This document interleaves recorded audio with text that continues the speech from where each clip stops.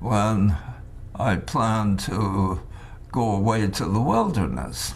So the wilderness was a strong element in my attraction, and I lived at a time when the contemporary world was just coming into existence. What we need to do, to my mind, is to focus on the 20th century. Young people need to be educated in the context of the 21st century and with the realization that they can't depend on anything handed down to them from the 20th century. That they, maybe not anything, but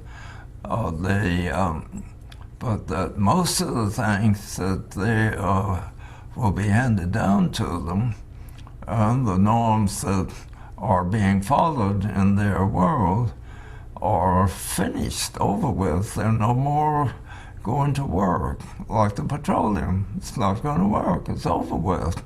How to establish a non-petroleum world is an urgency, and the sooner we recognize it, the better. How do we deal with this? Where do we go from here? It's not just sufficient just to point out the negative side.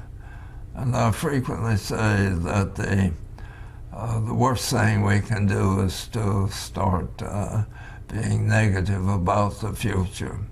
Because the young people need enthusiasm, and they need to feel, they need to feel that they have a work to do.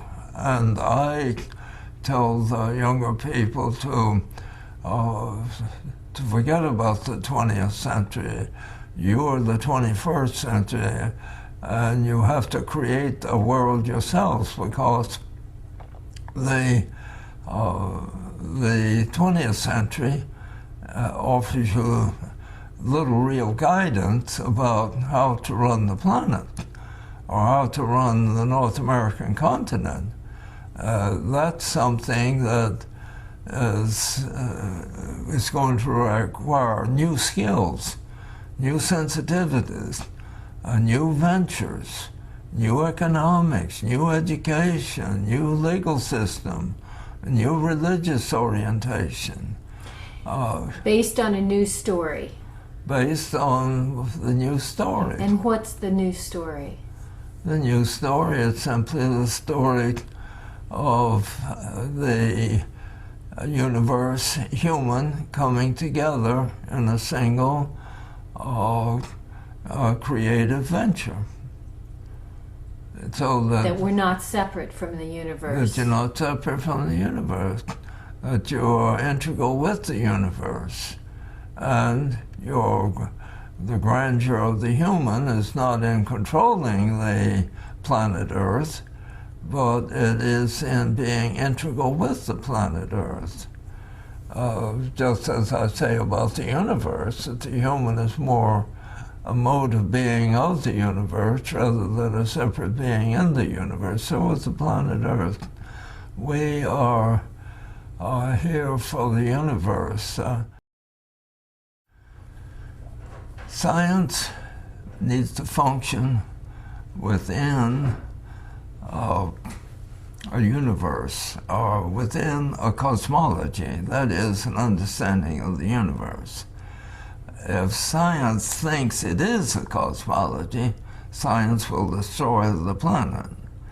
But when science functions within a if science functions without a cosmology, or with an inadequate cosmology, or thinks it is a cosmology, then it becomes destructive. If science functions within an appropriate cosmology, science becomes a wisdom. We need science. We can't do without it. And in a sense, the more the better. But to know how to use it is a completely different question. And the type of understanding needed is is not exactly the scientific understanding. Science is not the only way to understanding.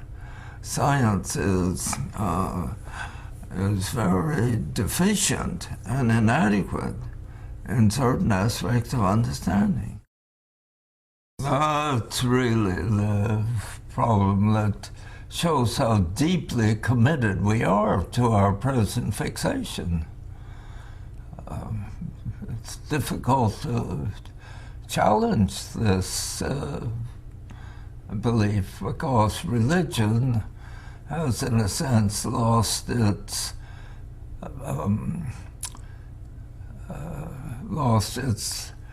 power.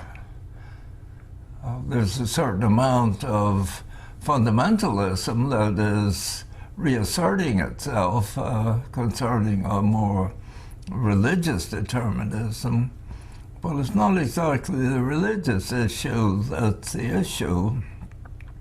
It's what might be called the human issue, or the relationship of humans to the planet. And science has given us a way of understanding the Earth in such a way as to enable us to use the planet. That's the challenge, the use of the planet. And that's the fatal aspect of science, is that science gives us the power, but it doesn't explain how to use the power. And it's the use of the power that is the critical issue. Particularly the purposes of the power. And the purposes are, of course, focused on the human advance. Science was definitely able to help enormously with our knowledge of the planet and our ability to control the planet. And our education expanded tremendously in the scientific field. Philosophically, is a question about how we deal with them.